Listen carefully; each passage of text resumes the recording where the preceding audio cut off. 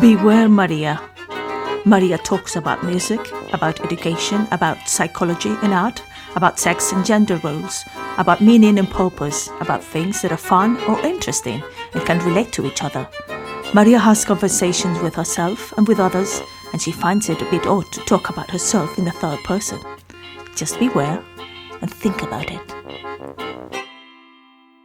What am I going to tell you today, in this day in which I don't have my usual microphone, unfortunately?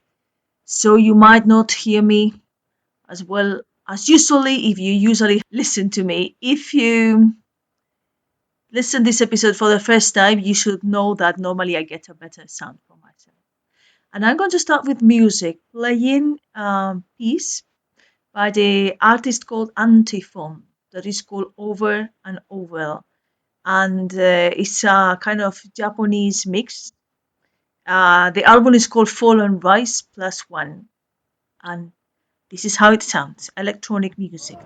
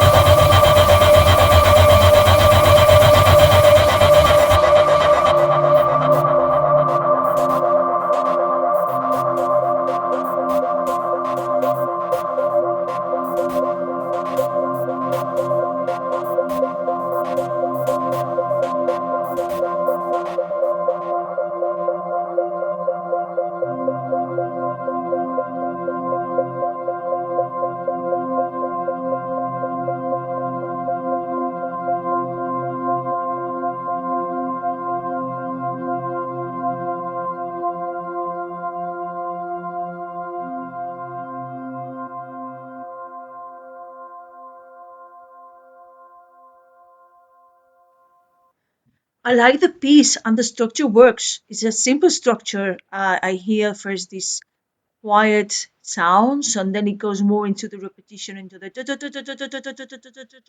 and then it gets quieter again.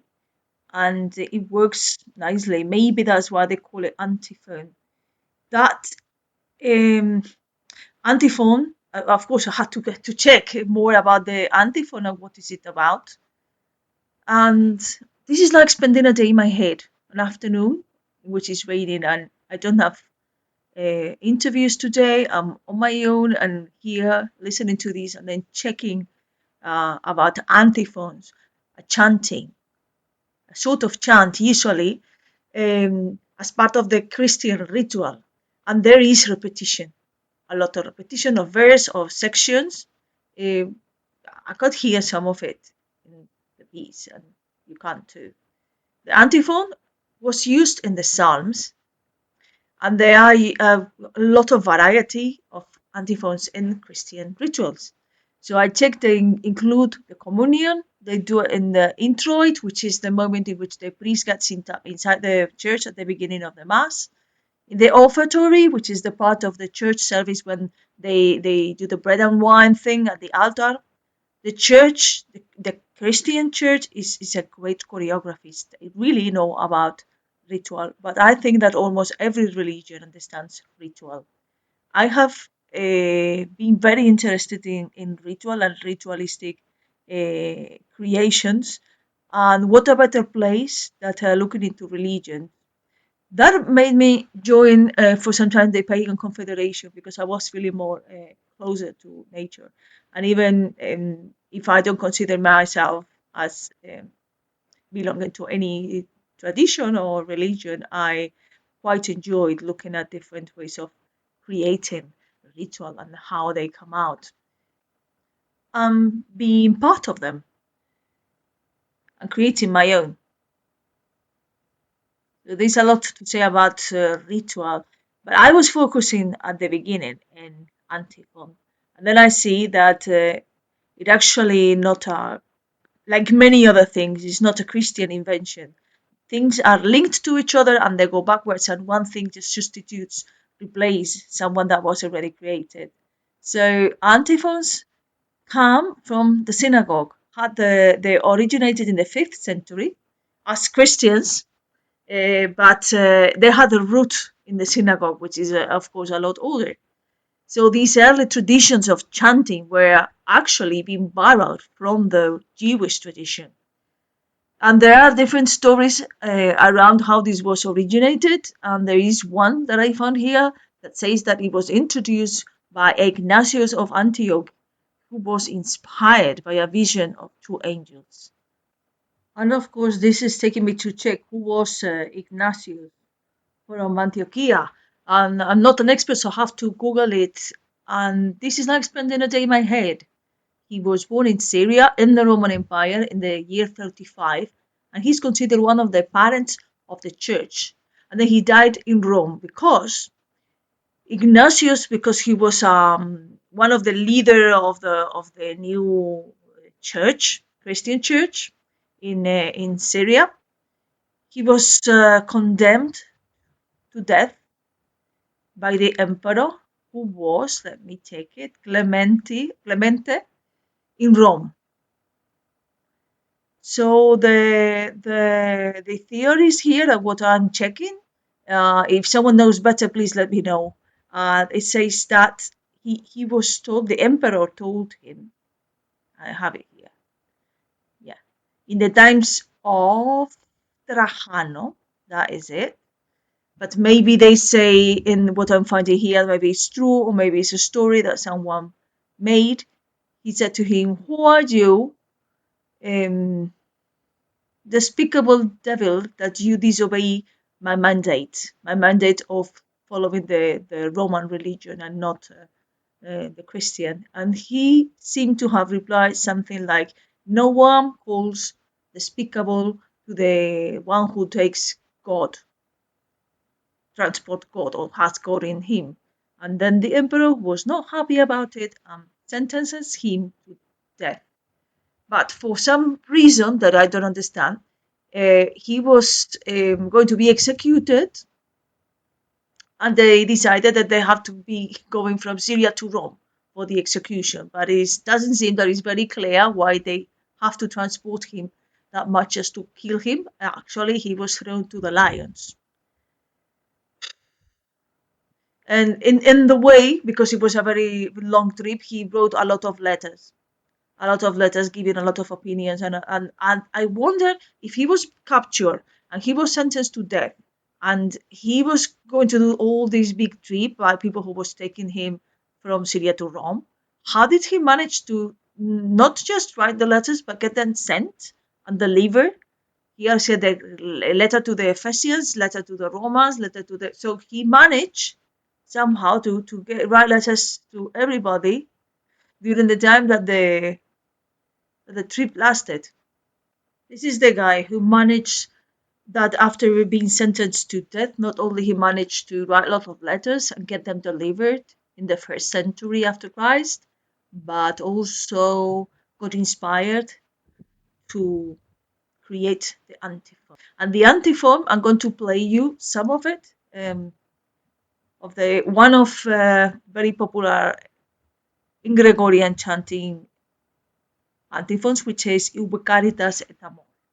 And my pronunciation of Latin is I mean, it's not the English one, it's the Italian or Southern Mediterranean one. So, ubi caritas et amor, deu ibi est. That means where there is love and charity, there is the presence of God. Ubi caritas est vera, Deus ibi est. Congregavit nos in unum Christianum, exultet. You will get me to play short fragments of pieces today because of copyright issues. But these Ubi Caritas, I just want to say it has been used for the washing of feet on Monday, Thursday. It's again, the text is attributed to someone else of this specific antiphon to a guy called Paulinus of Aquileia in the year 796. The melody stems probably from a lot earlier, and it is also sung in other moments. Let me play you just a few seconds of what a beautiful work does composer Paul Mellor with it, performed by the Utah State University Chamber Singers. Unfortunately, it's copyrighted music. I'll just play a few seconds of it. So, where charity and love are, God is there.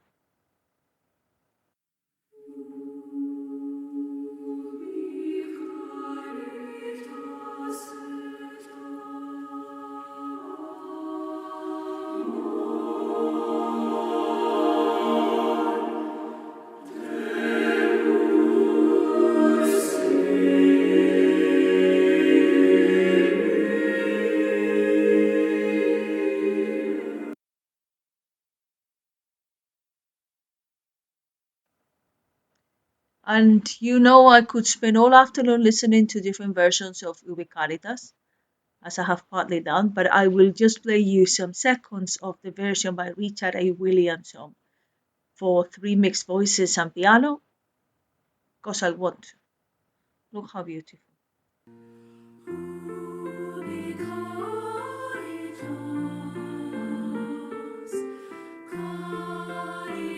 et amor, Deus ibi est. I'm not going to lose the thread, and I'm coming back to Japanese references or songs with some Japanese style. And this is called Japanese sung by Duo Immortales. And here it goes.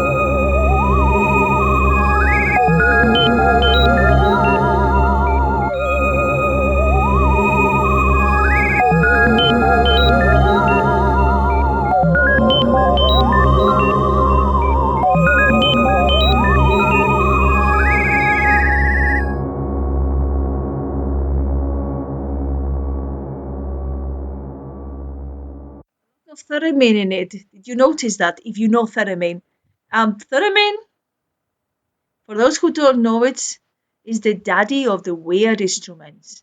So one of the very first time electronics instruments that were specifically used for creative music, and it was designed by a Russian guy called Leo Theremin.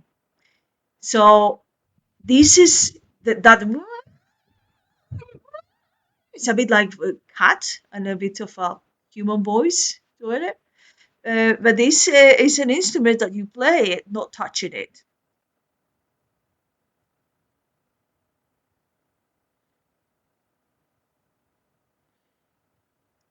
It seems like an instrument from the future, especially for the people at the beginning of the 20th century.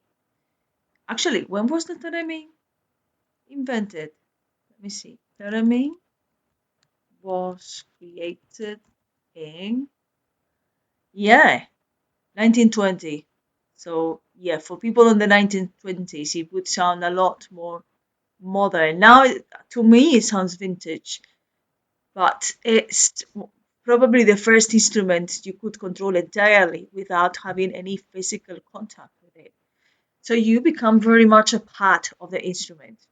What you do in a theremin, I never had the opportunity to play it, but I've been singing with people with theremins, and I just did not ask them to let me use it because they normally get a queue of people who want to do it. So they involve manipulation of electromagnetic fields around two antennae that make the instrument look like kind of weird lantern. So you move the hands and your fingers around in vertical or in horizontal to the antenna, or you that way you can raise the little tone all over the tone, make it up, make it down, and make it sing. So it's an instrument with now more than 100 years, and it inspired people on the 20s and 30s and even 50s and later. Technology, modernity, aliens, things like that.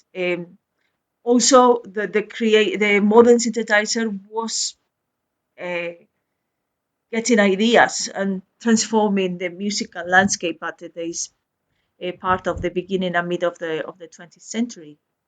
So Theremin predicted that everybody will have one, which was a wrong prediction.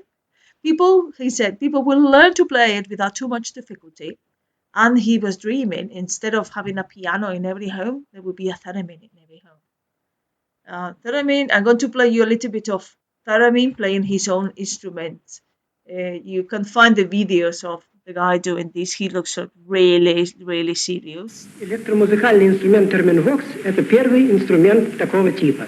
Это Leo Theremin talking about his instrument.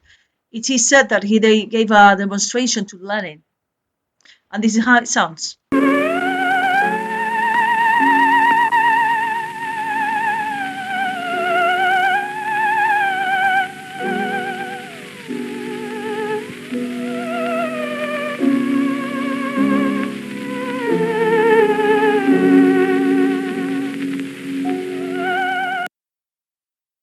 Imagine the people in the 1920s, they hear this sound for the first time and they go mad about it. Like, what the heck is this?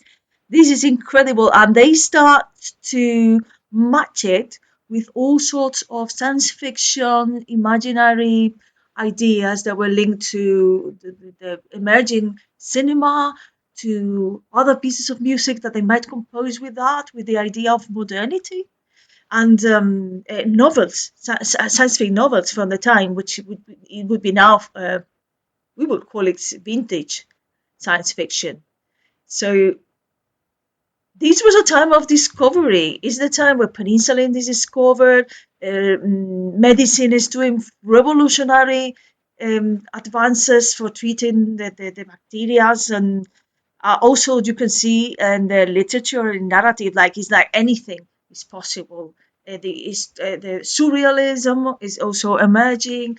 The discoveries, like the thoughts of traveling in not only time but also in the space, the modifications of the human body. There's so many things that they were very, very novel compared with the science fiction that we have today, which people is hardly surprised by what we get. Lots of these technologies that were only imagined were later created.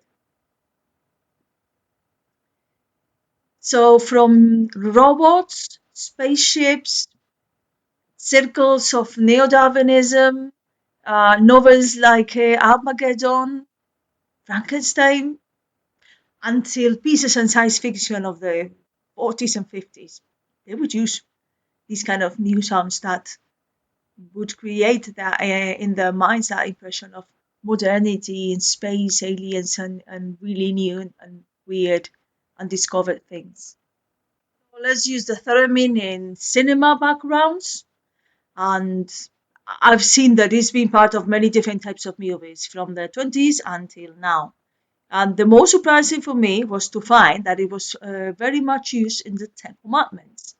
Ten Commandments, which has this kind of soundtrack.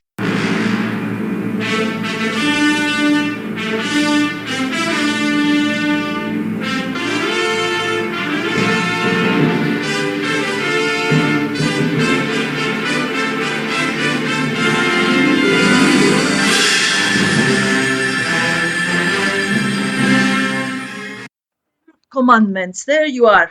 A movie from 1956 with Charlton Heston and Jules Briner. And they're both super cute. Loosen the thread again. Or am I not? So the Ten Commandments, yes. Spooky sounds.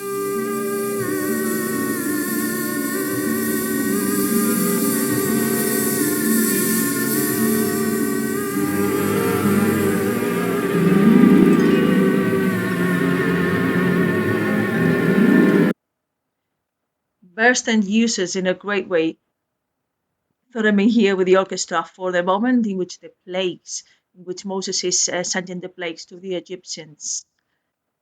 And we're here with Elmer, not Leonard Bernstein, but Elmer Bernstein, who was not related to him. He was born in New York, and he was a musician with a huge number of pieces for television and for movies. But he was not related to Leonard Bernstein. They were friends, however. And for another reference, he wrote the music for The Magnificent Seven. But where were we? Have I lost the thread again? So it's something funny I've been just looking at in the movie of the Ten Commandments is that there is a voice of God happening there quite often, which was usually heavily and modified or mixed with sound effects. So it's very difficult to identify by anyone. Nobody knows who was the owner of that voice, and that voice was never credited in the movie. There were rumors saying that it could be Charlton Heston or could be the director of the movie, the publicist, the biographer, and that voice of God, nobody knows where it comes or who did it. Anyway, talking about mysteries and religions and beliefs and rituals, we're coming to Halloween. Halloween Christian going back to Samhain, as the pagans would call it. And that is in the traditional belief is after all so natural because as the sun in the north hemisphere is giving us less hours of it, we will spend more time in the darkness, and that is also something to celebrate. And if you learn to celebrate, as I had to celebrate it when I came to this country, otherwise I was getting really sad when we were having less hours of sun. But I started to learn to feel a lot better about it when I started celebrating and using fire and using candles. And this is the darker side of the wheel of the year beginning. And according to the belief is that when we leave the outer world behind and get a little bit more turned to our inside, things need to die on the outside so that we can do that. So we can follow the situation and we can follow what is natural in that sense by going inward and putting our attention in ourselves. The time of the year to start getting more comfortable with your life inside because of the darkness. The time to release those things that we want to get rid of, that we want to die. What new things are going to be born? What new desires is the darkness going to bring us once we get rid of those that are not of any use for us? It's a rest. Digital audio in. No, I didn't. My goodness, that was scary. Why did this machine talk to me? I don't know. That was spooky. I'm going to leave it. Anyway, so it's gentle, nurturing, and receptive and intuitive.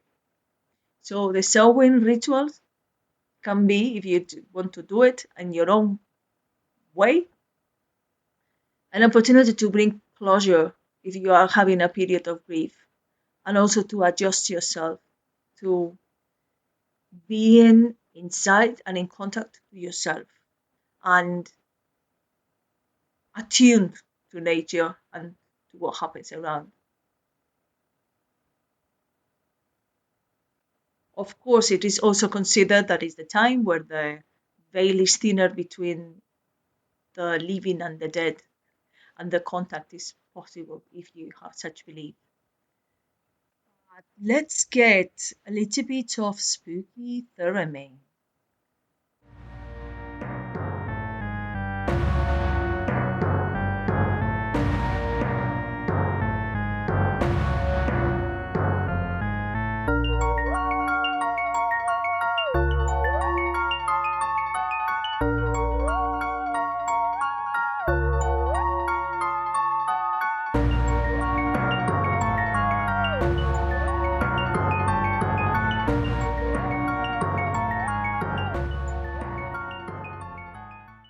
If you are looking for some reading for this Halloween that is a little bit ghostly and different, I am going to recommend you some Spanish literature.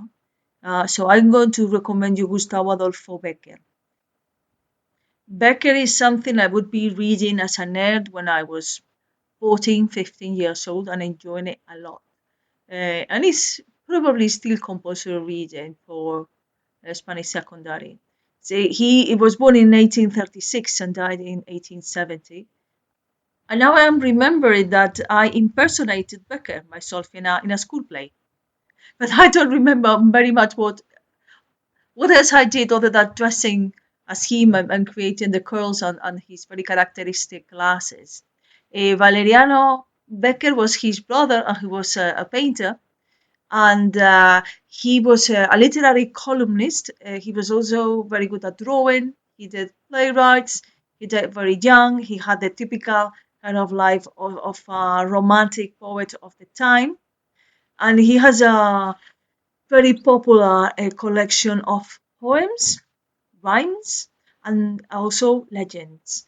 His legends are translated, but both of them are translated into English. And just to give you a teaser, you will know a little bit what is this about. So, for example, one of the legends is the Christ of the Skull, El Cristo de la Calavera, and it says, in the streets of Toledo at midnight, two fierce rivals for a beautiful woman search for a place to settle their differences, and eventually they find a Christ on a wall that is illuminated by a torch. But every time they cross swords, the torch goes out, plunging them in the darkness. And eventually they get this message and they decide, whatever, I'm not going to spoil it. Another one, for example, here we got The Promise. The story is a noble that is reluctant to go to the wars because leaving the beloved behind. So he makes a promise to return and save her honor.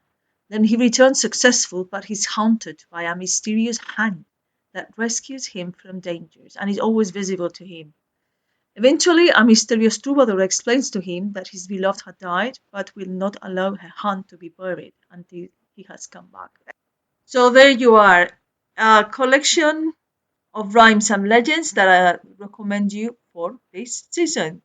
And it's very popular in the Spanish curriculum. Every teenager is reading this kind of book, and I feel like this is something I would like to revisit myself. I'm going to leave you with this.